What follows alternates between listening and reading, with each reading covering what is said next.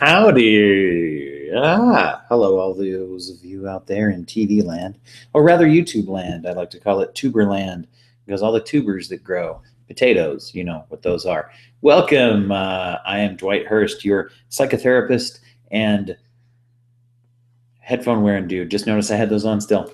Today's DBT workshop is going to be brought to you by me. We're not sponsored by anybody. But as you know, though, the workshops in general are sponsored by the Broken Brain Podcast, which is my weekly mental health podcast. And this episode of the skills DBT stuff, this DBT skills workshop is also going to be simulcast as an episode of the podcast, one of our mini episodes, a podcast mini, if you will. So welcome.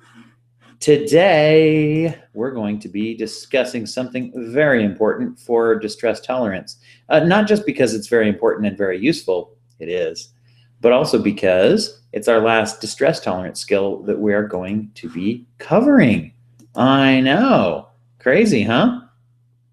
We are going to be talking about the skill of something. Here it is. It's coming right now. Radical acceptance.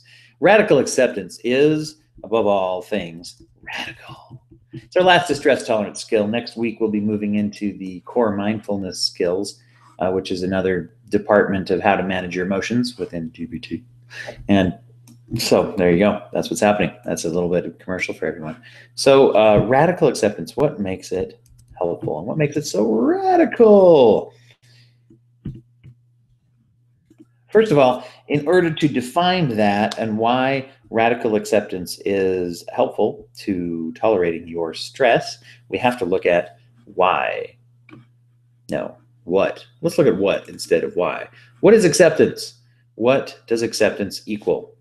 Well, I think when we use the term acceptance in a therapy setting, we have to be very careful to reiterate. This is part of what they call CBT originally, or cognitive behavioral therapy. Cognitive meaning how you think, behavioral meaning how you act, therapy meaning to help stuff. That's what therapy means. Forget that. It also comes from old school field called REBT, which is rational, emotive, behavioral. Then therapy again. Rational meaning trying to be as rational as possible. Emotive meaning emotions. Behavioral, which that means your actions, and we all know what therapy means, blah, blah, blah, blah, blah. REBT was developed by Albert Ellis. And if you ever want to read something fun, read anything he wrote or things that he said, if you can find, they have videos sometimes on YouTube and stuff where you can find Albert Ellis goofing around. Goofing around is probably not the right way to say it, but he's kind of an interesting character. And he came up with a lot of terms and things that we use currently in therapy. He's the one who, he believed that the more rigid your thoughts are, the less happy you are. And he coined a certain term. He would warn people about having thoughts that he called must thoughts, where we'd say, I must have something to be happy. I must have things go the way that I want them to. And he coined the phrase that when you're having must thoughts, they're just masturbatory because you're just screwing yourself. So you can see how he was very clever. And so thankfully, we're going to learn from him today. So what is acceptance? Acceptance, I think we all think we know what it means. And in therapy, if someone comes in and I say, hey, you have to accept what's going on. Let's work on acceptance. People always tell me the same thing. No, I already do. I already accept that this is going on. Let's move on. No, moving on. It's actually very important in and of itself. Acceptance, I find, is helpful to talk about what it does not mean. Acceptance does not mean that you like what's going on. It does not mean that you approve of what is happening. It does not mean that you enjoy it or endorse it or any other like positive words that we could tack onto it. Acceptance doesn't mean that I think that the stress that I'm under or the thing that I'm going through is the best thing ever. It doesn't mean that I have some secret understanding of meaning or purpose, although those are other things that can be helpful. We've talked about other times. Meaning and purpose can sometimes help to reduce suffering, but acceptance does not imply that I know why God, the universe, or whatever is making me go through this. None of that is necessary for acceptance. Acceptance simply means that I acknowledge something is part of my life. Some feeling, some event, something is happening. I acknowledge that it is a part of my life. That sounds very simple, but in fact, it's more complicated than we think it might be. Haha, just like so many things. That's why you're watching a video about it, I hope. Radical acceptance is the practice of, first of all, trying to really define what that means. The way I look at it is this: we can all accept what's going on from a very, very surface level. I accept that I'm sitting in this room right now. I accept that I'm talking into this microphone and looking at this webcam. Sure, yeah, I get that. I'm not delusional. I don't think I'm sitting on a beach somewhere sipping lemonade. I don't know. I'm not there, so I don't know. I just know that I'm here right now. So we get that, and we think on the surface level that's what acceptance means. But it actually goes much deeper than that. If I was to say that not only am I accepting that I'm talking to this webcam, I'm talking to this microphone, I'm going to accept that as I record this, even though I put some little thoughts together beforehand, I might be a bit jumbled sometimes in how I present myself. Do I accept that, or do I not accept that? Well, I could say, sure, I accept that I'm not going to be perfect as I'm recording this thing. However, what if I practiced 16 dozen times, and so it takes me so long that I don't bother to upload a workshop this week? And as I've said before, I owe you guys one DBT workshop a week. That's my goal. And so I don't meet my goal because I'm worried about that it's not good enough. That would be a lack of acceptance on my part.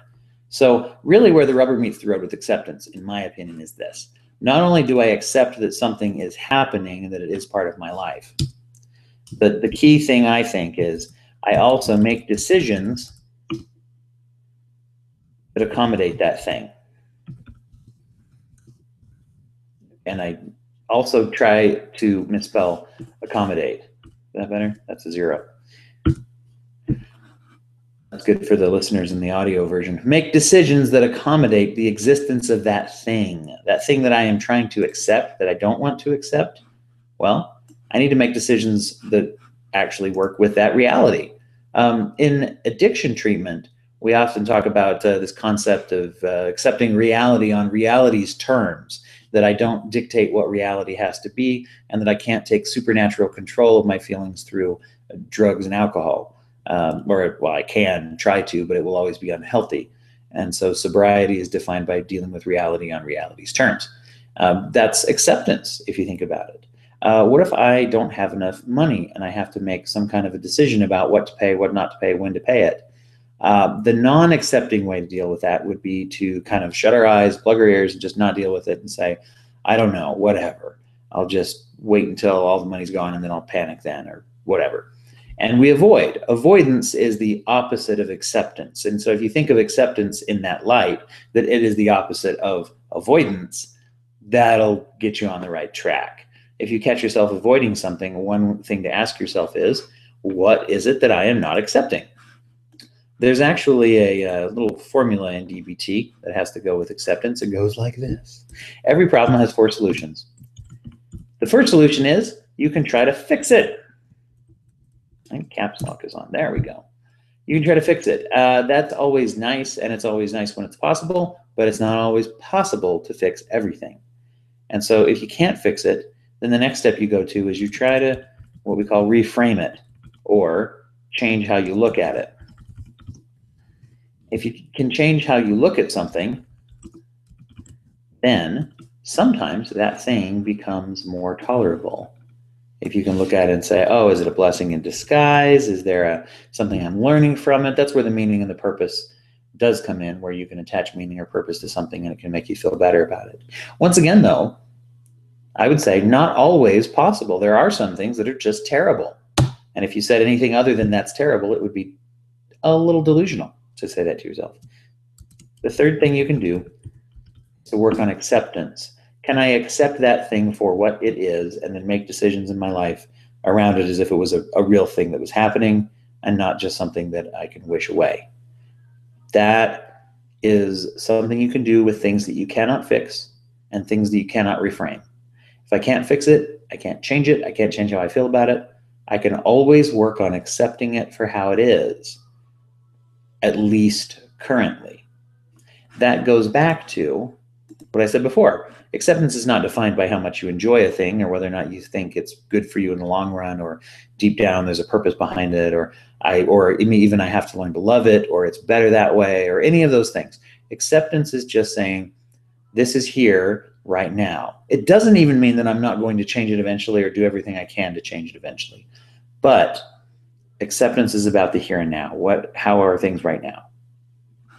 And that one, I would argue, is always possible to work on. And in DBT, the reason we say that is because number 4, the fourth thing you can do, if you can't fix it, if you can't change how you feel about it, and if you are unable to accept it, the only thing left is to experience misery. Number 4 is to be miserable about that thing. And so any problem in the world really goes through these 4 steps. You can try to fix it. If it's not possible, you can try to change how you look at it. If neither of those 2 are possible, you can go to acceptance. If acceptance seems too hard to do, then you will be miserable. There's a real teeter-totter kind of relationship between acceptance and misery. Even when you are doing the first 2, by the way, even when you are fixing it or trying to reframe how you feel about it, acceptance still plays a big part, because it's very hard to engage with a problem if I am avoiding it. So if you think of acceptance and misery kind of like this teeter-totter relationship, there's a little bit of one goes up, one goes down. Some situations in life are inherently depressing, sad, even miserable. And that's okay. Not okay like we like it, but it's okay like it exists. So what happens, though, is if we can work on acceptance, it does cut our misery somewhat. I'll give you an example. I used to supervise a team of therapists in a community mental health center, and we were talking about this very thing in our trainings, and we were all working on these different DBT skills that we're teaching our clients. One of the therapists who worked for me came, and she told me that she had a patient of hers who was coming in and was raising a couple of grandkids. And this individual was in a situation where they had chronic pain. They were older and had some very debilitating pain circumstances that made it hard for them to function in their day-to-day life. And all of a sudden they had 2 kids that they were either raising or babysitting a lot. I don't remember which one, but there were 2 little kids in their life that they had to be the primary caregiver for a certain percentage of the time. And one of the things that they mostly talked about in these sessions was this feeling of, oh no, this is hard on me personally, but it's also unfair to these kids. I can't do the things that I would do with them, things that I did with my own little kids when they were little. And there was just a lot of misery and a lot of depression around that, because it's a very depressing situation, very difficult situation. So this therapist that I worked with, her name was Carol, she said to this person, finally, after they processed, they kind of went through these 4 things and said, look, you might need to work on this acceptance piece. Maybe that will help. If you can just focus on accepting that right now, this is how things are, and see if that has any effect on your feelings, because that was all they could do at that point. And the very interesting thing was that the next session, if I'm remembering correctly, it was the very next session, this person came back in and said, hey, guess what?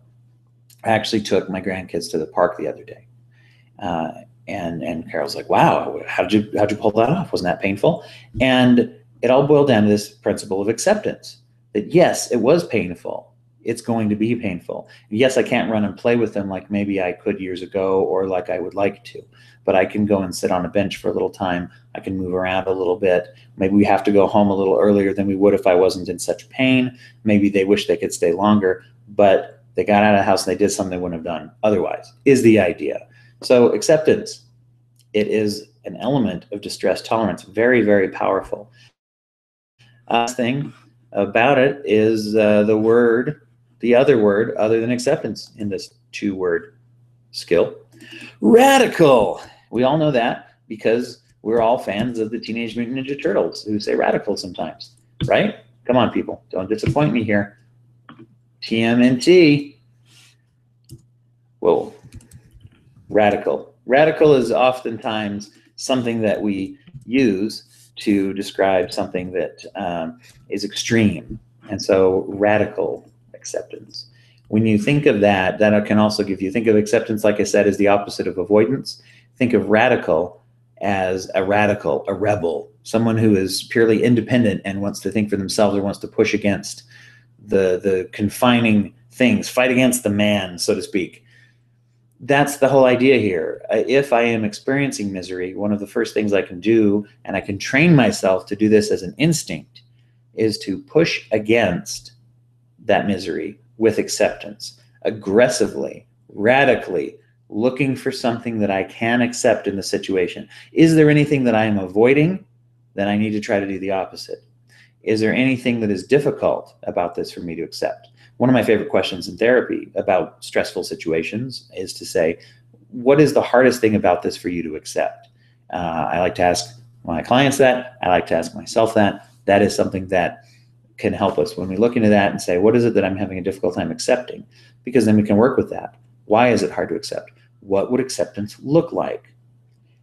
If you think of that opposite, once again, avoidance, what am I avoiding? How could I engage with that? That will tell you a little bit of how to start accepting things. So I hope this has been a helpful skill for you to use in your DBTing or any other teeing that you might be doing in your life, whether you're doing dialectical behavioral therapy, any other therapy, or just trying to be a gosh darn swell person who's being better and all that. So any of those, all of those, whatever. You can check this and other DBT skill videos out on our YouTube channel, the Broken Brain podcast channel. Broken Brain is one word, and then podcast channel, I believe. You can also just find it on dwighthurst.com/groups. Maybe you found it through one of those things because you're watching it right now. You can listen to the audio if you go over to iTunes or Stitcher, any of your little podcasting apps, and subscribe to the Broken Brain podcast. I don't put all of the DBT workshops in audio form, but we have a whole bunch of other subjects. In fact, just the week that this airs live anyway, we did do a podcast with a couple of therapists talking about the definition of borderline personality disorder, which is the primary diagnosis for which dialectical behavioral therapy, or DBT, was invented. So you can go and listen to that now over at dwighthurst.com/podcast or wherever your freshly baked podcasts come from. Thanks so much, and I'll be back again at you next week. Next week, we'll be starting core mindfulness. Yay! Everybody's excited about that. And until then, I will be here. Have a good day.